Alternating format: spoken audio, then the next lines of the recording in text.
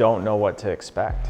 You know, as far as the equipment goes, these guys are not willing to fail. So they want to win as bad as I do. And even if there have been moments where it's like, yeah, what have I gotten myself into? It's like quickly met with, no, we have a solution for this. And I think that's kind of the coolest part of this whole program is like, there's nothing stopping these guys from getting the job done.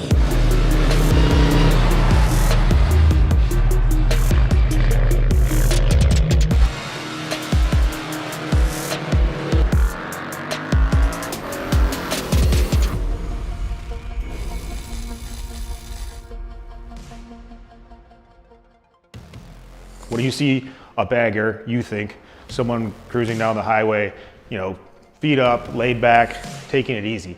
And then you translate it over to this and you see, oh my gosh, this is not taking it easy.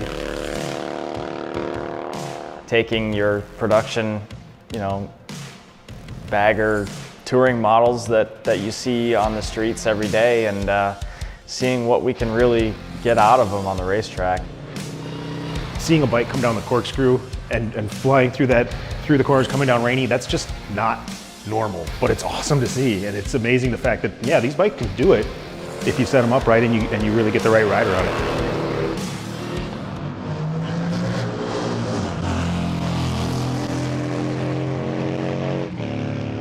Make the geometry more stable.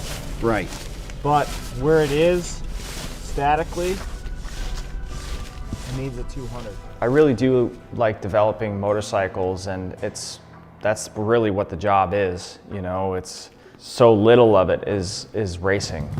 What we're doing out here in Laguna Seca and what we're trying to get at is obviously understanding how the bike behaves, but really we also want a measuring stick.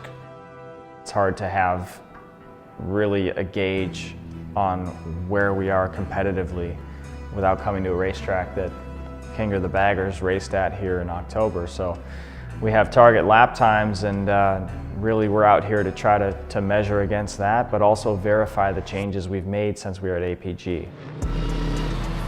The stock bike we're starting with is a 2021 Harley-Davidson Road Glide. It's our fixed fairing touring motorcycle. It amazingly has a lot of power. Actually riding it more like a super bike than I am like a middleweight bike, just based on the nature of how it comes off the corner. He's pushing. I see the lean angle he's getting out of the bike, and I've actually made comments to him about like, you're a better man than me. I don't want to lean it over that far. Yeah, so we took and fully billeted the primary cover here to give it max lean angle clearance.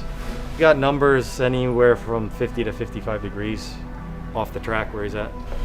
The fact that he's using it all, we should have known that with the rider his caliber.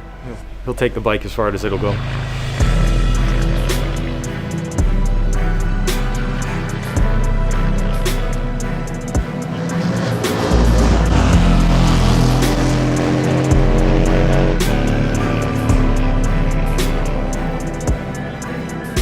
The thing about testing is that you have to be at the limit, otherwise the feedback you give is not relevant.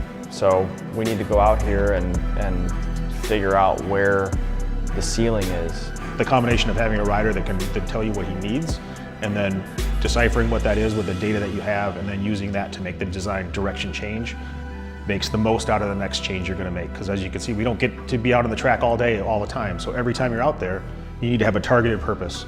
And all that data helps drive what that targeted purpose is. Did you take preload out? 10 turns out. Because I want to go down in spring rate. So in order to make that judgment call the correct direction or not, you can't do a quarter turn at a time. How much?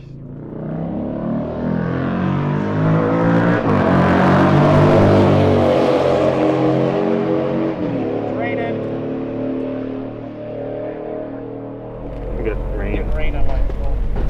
38. I didn't hear what he said. But Did he say down? Yep, you got drops. It's quiet. I don't like quiet. Don't like quiet. You know, we've got Road Atlanta, Road America up in Wisconsin in Harley's backyard. And then we've got the last round here at Laguna Seca. The 3 rounds are really great tracks, really fun tracks that I really enjoy riding at. And I feel privileged to be in this position. I feel privileged to have the pressure of, hey, like when the lights go out and the race starts, like it's time to get the job done.